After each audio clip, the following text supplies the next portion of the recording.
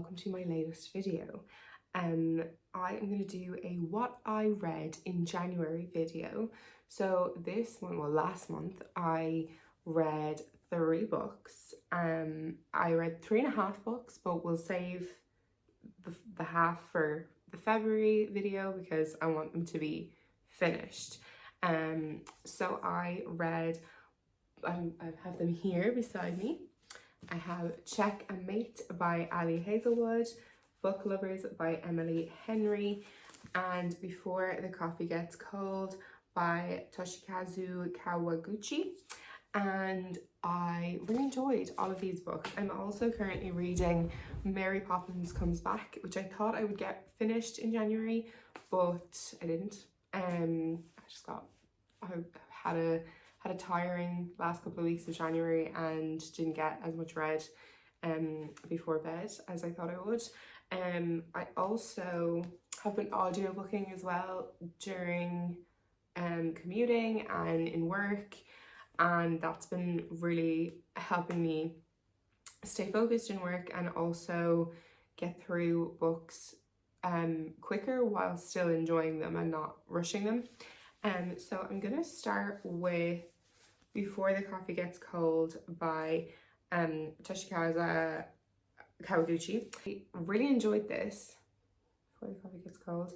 This is one that I have seen come up time and time again.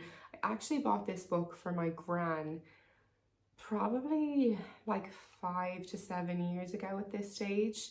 And she really liked it, and I never actually read it before she passed away 2 years ago, so it's been on my bedside table ever since because she was my book person, and she always bought me books for Christmas, and I always, when I'm in a bookshop, will always say like, what would Gran pick up for me? What would she buy me for Christmas? What would she approve of? And that's kind of how I almost like pick books now, which is nice because I feel like I have that connection still. So this one is by a Japanese author, and I find Japanese writing, I know it's translated, but I feel like there is a certain magical quality to Japanese writing. I've read some Sayaka Murata books as well, and I really like her writing too. And I do think there's just this otherworldly hue to it, and it's also really easy to read. Like anytime I've read a translated book before, like from French or I don't know, Irish, maybe not so much Irish, but the translation can be difficult, or the language can maybe not make as much sense because it's not like the language it's written in. But I find with, so far anyway, the Japanese writing I've read that's translated has just been so enjoyable, and so like it's a page turner. You want to keep reading, you want to know what happens next. You're not like, it's just easy to read, you know. So this book is about a coffee shop where you can travel back in time, but there are rules, and the rules are what make it interesting, in that when you go back in time you can't change anything, or nothing you do will change what happens in the future or the present. So the only reason you're going back is for yourself, and it's really interesting, and it's kind of lovely, and it just almost shines a light on what's really important to people, and I suppose like it gives us humanity. Yeah, so this is a really nice one, and the coffee shop is run by a family, and one of the stories is from one of the people in the family. And even though there is like, it's in parts and each part is a different person's story, they're all connected because they all happen in the cafe.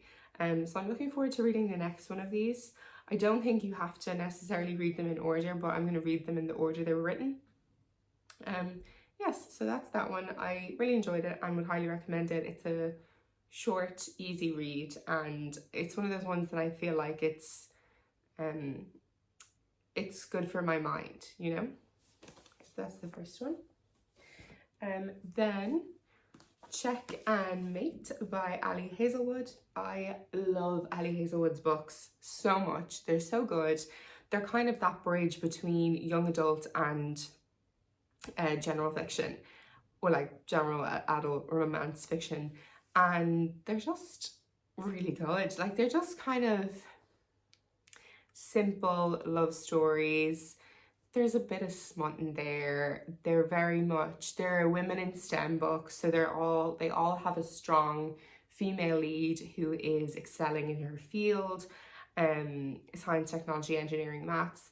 And I really like that. I really like that they're smart women that are still having a love story, and you know, it's good to see, you know, and it makes me feel like, as a girl who was really smart in school and felt like that made me a dork, that you can be both. And I know that now as an adult, but I wish I had books like this when I was 16, 17, and not Bridget Jones telling me my knickers were too big, but that you can have a big brain and you can still be attractive and you can still be desirable.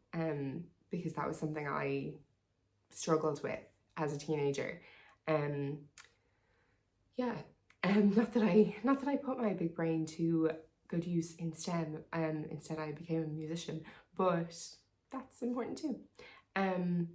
This one is based around chess.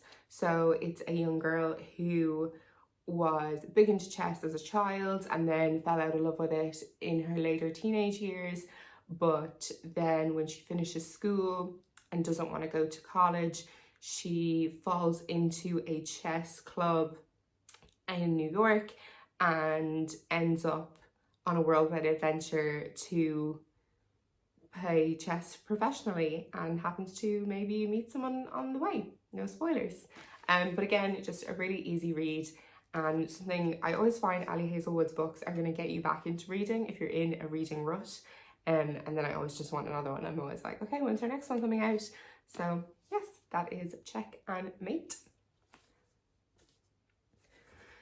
And then last but not least is Book Lovers by Emily Henry. I have to say, Emily Henry's books names confuse me because I have read People We Meet on Vacation, which is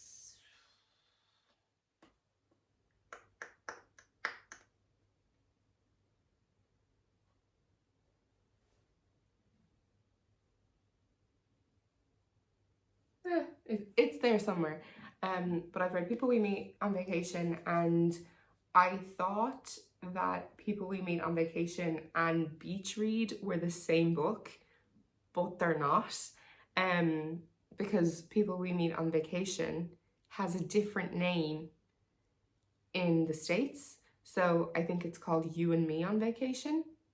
And I thought it was called Beach Read and that they had just changed the name of it, but it's not. So Beach Read is a different book, and I'm going to read that as well. This is Book Lovers. I really enjoy her style of writing as well. I didn't actually like this one as much as I loved People We Meet on Vacation. I felt that the other one resonated with me a bit more, whereas this one I didn't say have as much in common with the lead in it. And I always find that if I connect more with the the lead female in it, I'll enjoy it more.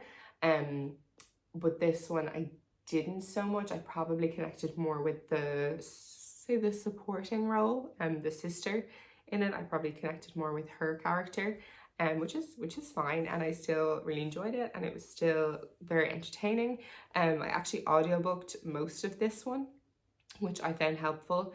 And I like to be able to, read it and audiobook at the same time so that I can concentrate better. It helps my ADHD brain.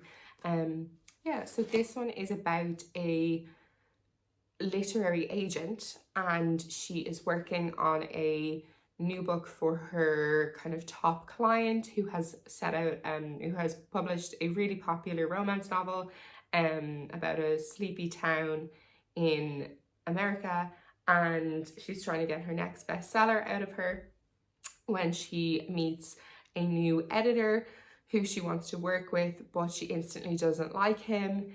And then her sister says, why don't we go on a trip to the sleepy town and have a break? So they do that, and of course, who does she bump into but the editor? And obviously things go from there. You know where it's gonna go, but it's fun to go along the journey and see all the twists and turns. So this is a fun book, and I did find it really enjoyable. It was really enjoyable. It's kind of like, I find Emily Henry's books really good holiday books. Like you would want to read it beside the pool or on the plane, that kind of thing. It doesn't take too much energy, it doesn't take too much concentration, and it's just a really pleasant read. Yeah, so that is Book Lovers by Emily Henry. I know these are all very brief reviews. I don't want to give any spoilers away. I'm also really tired. And then I'm also reading Mary Poppins Comes Back. That is my 4th book of the year. My goal for reading this year is 15 books, so I'm well on track.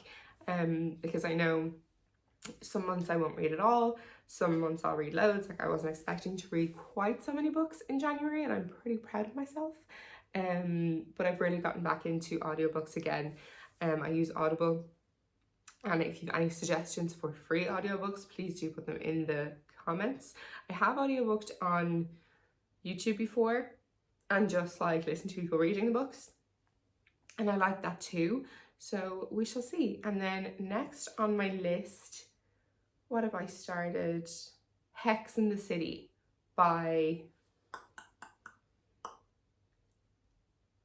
Erin Sterling, I think. No, I can't remember who it's by, but it's a good one. It's about witches. It's fun. So yeah, that is my January book roundup. And if you have any suggestions for me, please do drop them in the comments below. Bye.